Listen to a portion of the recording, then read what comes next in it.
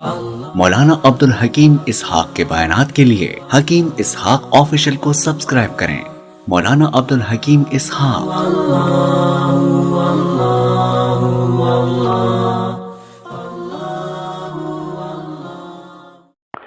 ایک اللہ والے نے ملک کافور احمد بن طولون کو نصیحت کی تو اس کو غصہ آ گیا، اس کے ہاتھ پاؤں باندھ کے بھوکے شیروں کے سامنے ڈال دیا اور اعلان کرا دیا کہ بادشاہ کے سامنے گستاخی کرنے والے کا انجام ایسا ہوتا ہے۔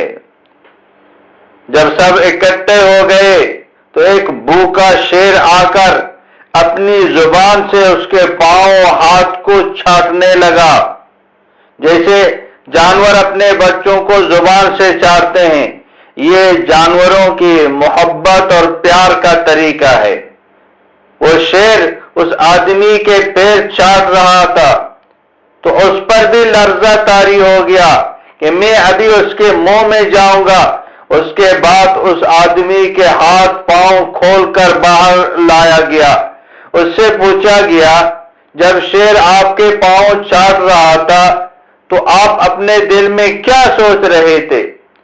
تو اس نے کہا، میں یہ سوچ رہا تھا کہ میرے پاؤں پاک ہیں یا ناپاک ہیں۔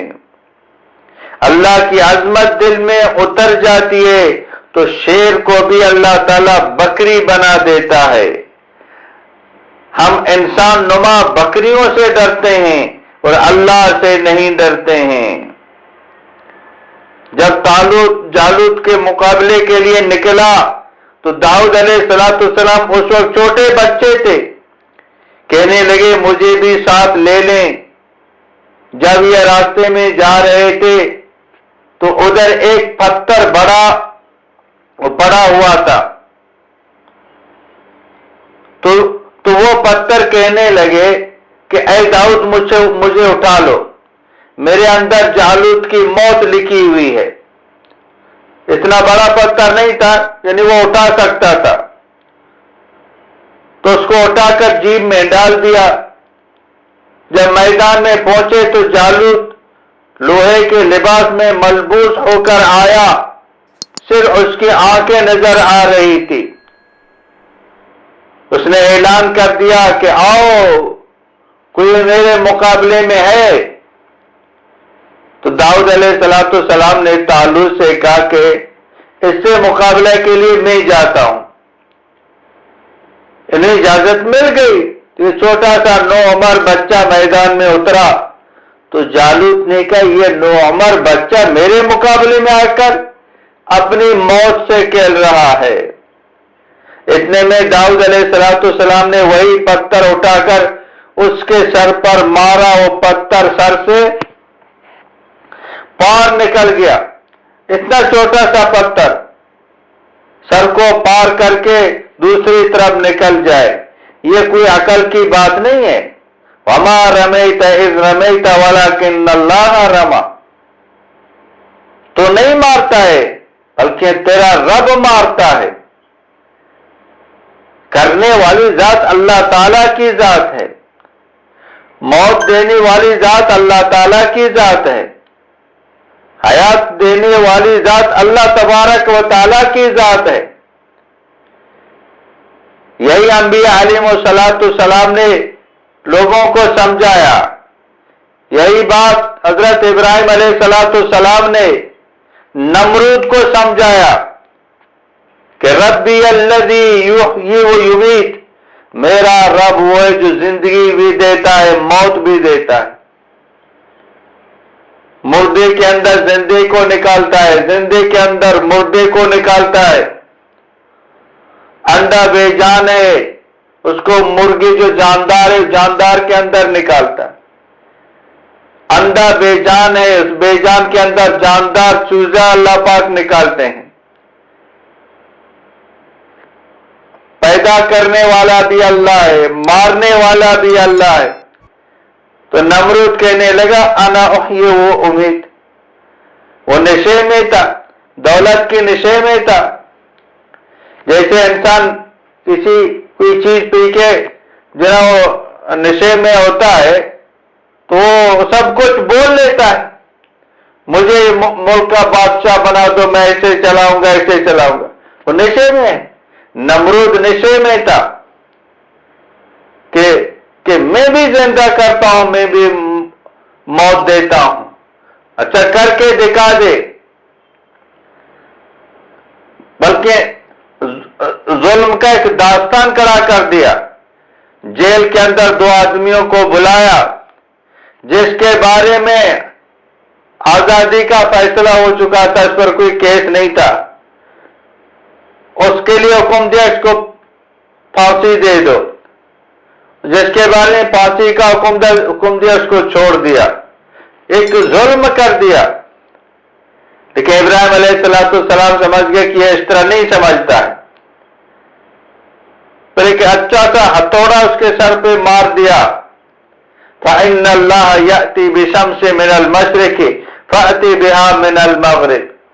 میرا رب وہ ہے جو سورج کو ہمیشہ مشرق سے لے کے آتا ہے، اگر تو ہے تو مغرب میں لا کے دکھا دے. فَبُعِثَ الَّذِي كَفَرَ. وہ ہکا بکا رہ گیا، وہ خاموش ہو گیا. اب کیا جواب دے دے گا؟ اس کے پاس کیا جواب ہے؟ روایت میں آتا ہے اللہ جل جلالہ نے فرمایا، میرے خلیل نے میری وحدانیت بیان کی کہ میرا رب وہ جو سورج کو مشرق سے نکالتا ہے، اگر تو رب ہے تو مغرب سے نکال کے دکھا دے. یعنی میرا رب تو قادر ہے، ابھی مشرق سے نکال رہا ہے، مغرب میں نکال سکتا ہے لیکن تو نہیں نکال سکتا ہے. روایت میں ہے اللہ پاک نے قسم کھائی، مجھے علو شان کی قسم، جب تک میں سورج کو مغرب میں نہ نکالوں تو میں قیامت واقع نہیں کروں گا. نبی کریم سرور دو عالم صلی اللہ علیہ وسلم نے فرمایا قیامت کی بڑی نشانیوں میں سے ایک نشانی یہ کہ سورج مغرب کی طرف نکلے گا. ایک دن سورج غروب ہو جائے گا اور رات بڑی لمبی رات ہو جائے گی، 3 راتوں کے بقدر لمبی ہو جائے گی. کون محسوس کرے گا؟ جو رات کو اٹھنے والے ہیں وہ محسوس کریں گے. جانوروں کو بھوک لگ جائے گی، وہ آواز دینے لگ جائیں گے. اللہ چاہے سورج کو نکالے نہ نکالے. روایت میں آتا ہے سورج تو روز سجدہ کر کے نکلنے کی اجازت مانگتا ہے. قُلْ أَرَأَيْتُمْ إِنْ جَعَلَ اللَّهُ عَلَيْكُمُ اللَّيْلَ سَرْمَدًا إِلَى يَوْمِ الْقِيَامَةِ مَنْ إِلَٰهٌ غَيْرُ اللَّهِ يَأْتِيكُمْ بِضِيَاءٍ.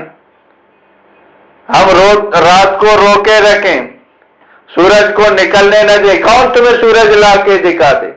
تو وہ اللہ پاک سورج کو روکے رکھے گا، نکلنے نہیں دے گا. وہ رات لمبی 3 راتوں کے بقدر لمبی ہو جائے گی. پھر اللہ سورج کو مغرب کی طرف نکالے گا، بیچ میں آئے گا، پھر توبہ کا دروازہ بند ہوگا. جو ایمان لائے گا اس کا ایمان لانا بھی قبول نہیں ہوگا، جو توبہ کرے گا اس کی توبہ بھی قبول نہیں ہوگی. کیونکہ ایمان کا تعلق غیب کے ساتھ ہے. الذین یؤمنون بالغیب. اب سب کچھ دیکھ لیا، اب نہ ایمان معتبر ہوگا نہ توبہ. پھر سورج کو اللہ پاک مغرب کی طرف غروب کر دیں گے. تو یہ سب کچھ اللہ تعالیٰ کے ہاتھ میں ہے. یہ تو پورا نظام کو اللہ پاک ہی چلا رہے ہیں. اللہ پاک کی عظمت دل کے اندر ہو. موت ابھی اللہ دیتے ہیں، زندگی بھی اللہ پاک دیتے ہیں. چھوٹا سا پتھر مار کے اس کے سر کو جناب پار کر دیا. سارے دنیا کے ایٹم بم کسی پر گرا دیں، اللہ نہ چاہے تو اس کو موت نہیں آئے گی. موت حیات سب کچھ اللہ تبارک و تعالیٰ کے ہاتھ میں ہے. مولانا عبد الحکیم اسحاق کے بیانات کے لیے حکیم اسحاق آفیشل کو سبسکرائب کریں. مولانا عبد الحکیم اسحاق.